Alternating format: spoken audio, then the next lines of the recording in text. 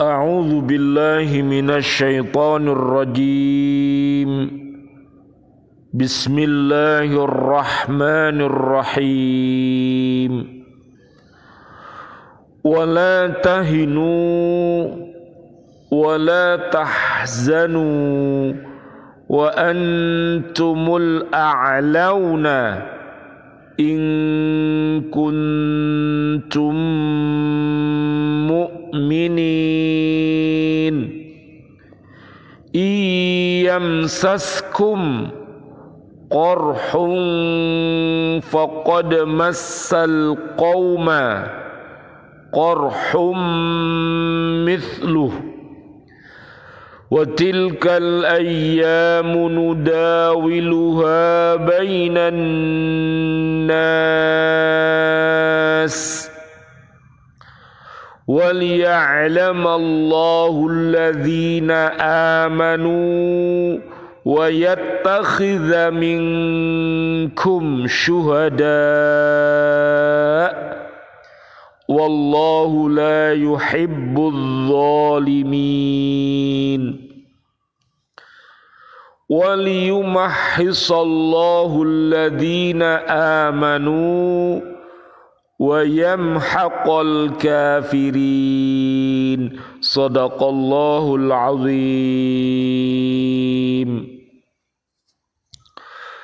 Dan janganlah kamu merasa lemah dan jangan pula bersedih hati, sebab kamu paling tinggi derajatnya jika kamu orang beriman. Jika kamu pada perang Uhud mendapat luka, maka mereka pun pada perang Badar mendapat luka yang serupa.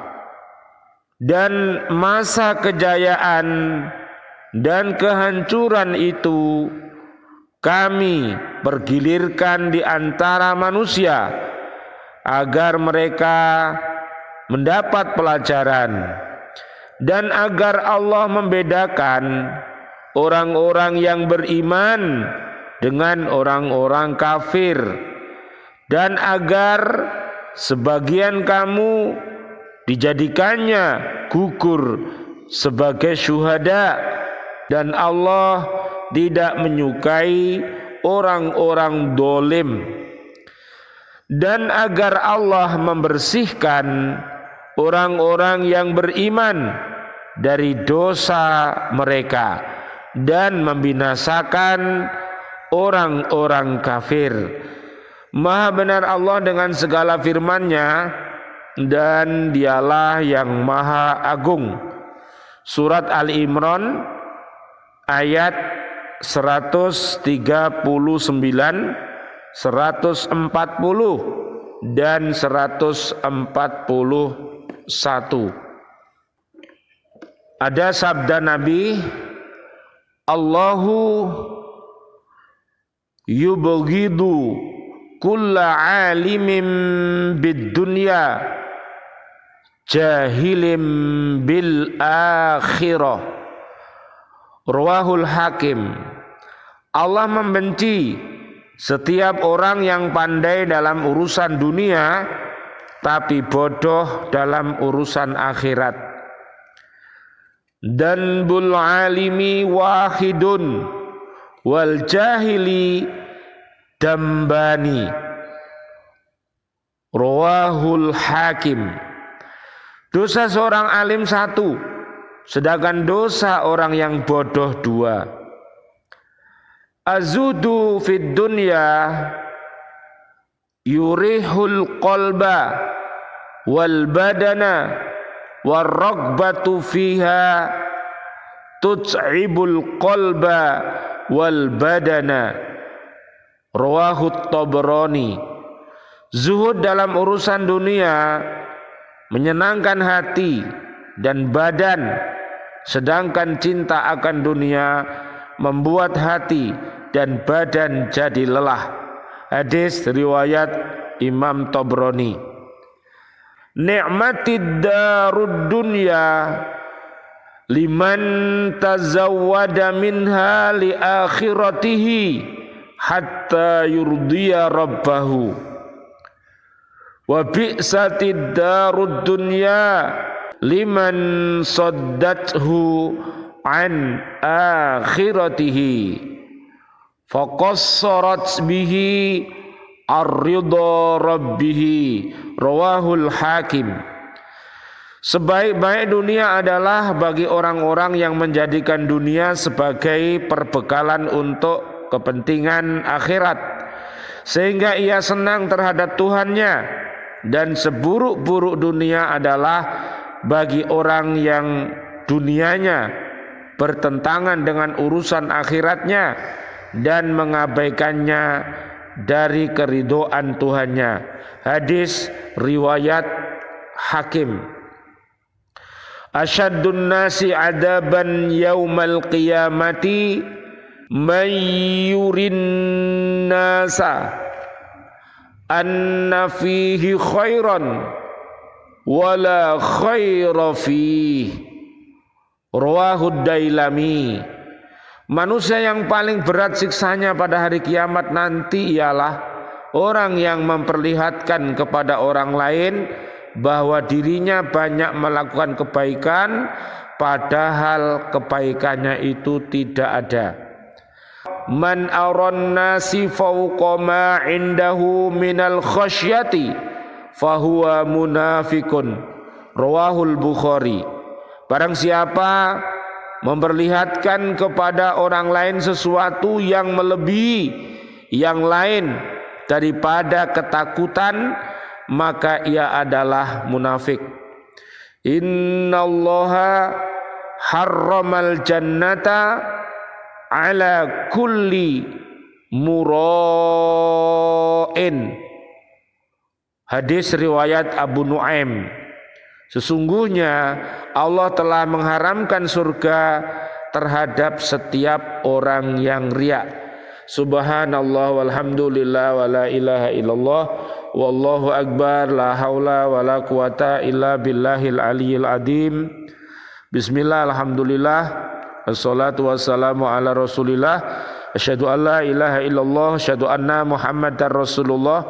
Allahumma salli wa sallim wa barik ala sayyidina Muhammad wa ala alihi wa ashabihi ajma'in walhamdulillahi rabbil alamin.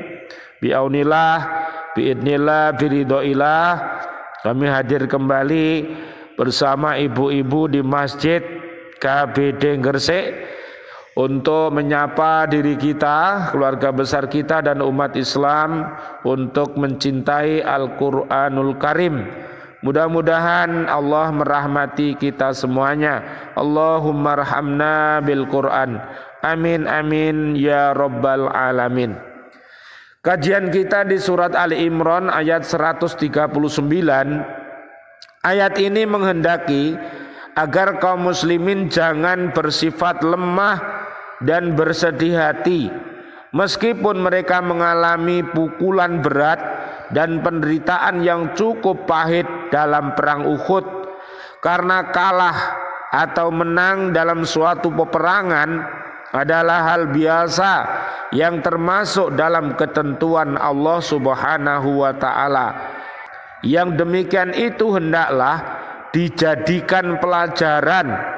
Kaum muslimin dalam peperangan sebenarnya mempunyai mental yang kuat dan semangat yang tinggi serta lebih unggul jika mereka benar-benar beriman. Jadi adanya iman dan takwa yang selalu dipelihara bisa menyebabkan orang-orang beriman itu menjadi kuat, ya, baik pada saat dia diuji dengan kemewahan, dia juga lulus, dia bersyukur, kemudian menggunakan apa yang Allah berikan itu untuk hal-hal yang diridhoi Allah. Orang beriman saat diuji dengan kepahitan, dia bersabar karena semuanya itu adalah ujian dari Allah Subhanahu wa ta'ala. Mudah-mudahan kita semuanya pada saat diuji oleh Allah Subhanahu wa taala, Allah memberikan kekuatan kepada kita. Nanti panjenengan lihat ujian hidup kita di surat Al-Baqarah ayat 151 sampai 157. Kita lanjutkan ayat 140. Dalam ayat ini dijelaskan bahwa kaum muslimin jika menderita luka atau menemui ajalnya, maka orang kafir juga telah mengalami hal yang sama dalam perang Badar. Demikian memang, dan kalah dalam peperangan adalah hal yang dipergilirkan oleh Allah di antara manusia. Kemenangan dan kekalahan, kejayaan dan kemunduran merupakan keadaan yang silih berganti akan dialami setiap umat manusia. Karena itu mereka mestinya selalu dapat mengambil petunjuk dari keadaan ini, agar mereka mendapat pelajaran dan agar Allah membedakan antara orang-orang yang beriman dengan orang-orang yang kafir, dan juga memberikan kepada kaum muslimin kebahagiaan mati syahid yang sangat tinggi nilainya di sisi Allah Subhanahu wa taala, karena mereka rela mengorbankan jiwa raga demi membela kebenaran, dan Allah tidak menyukai orang-orang yang berbuat dolim.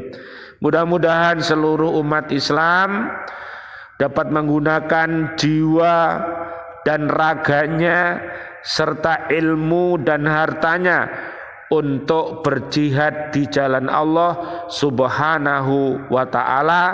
Mudah-mudahan jika dia hidup dengan mulia, dan apabila wafat nanti mudah-mudahan wafat syahid dalam keadaan husnul khotimah. Amin ya robbal alamin. Terakhir ayat 141. Peristiwa musibah kaum muslimin pada perang Uhud sesudah mereka menang dalam perang Badar sebelumnya adalah juga dimaksudkan untuk membedakan antara orang yang benar-benar beriman dari kaum munafik, dan untuk membersihkan hati orang-orang mukmin yang masih lemah, sehingga benar-benar menjadi orang-orang yang ikhlas, bersih dari dosa. Derajat keimanan seseorang itu masih tersamar dan tidak jelas hakikatnya kecuali melalui ujian berat. Kalau ia lulus dalam ujian itu, maka ia bisa dikatakan sebagai orang yang bersih dan suci. Sebagaimana halnya emas baru dapat diketahui keasliannya sesudah diasah, dibakar, dan diuji dengan air keras.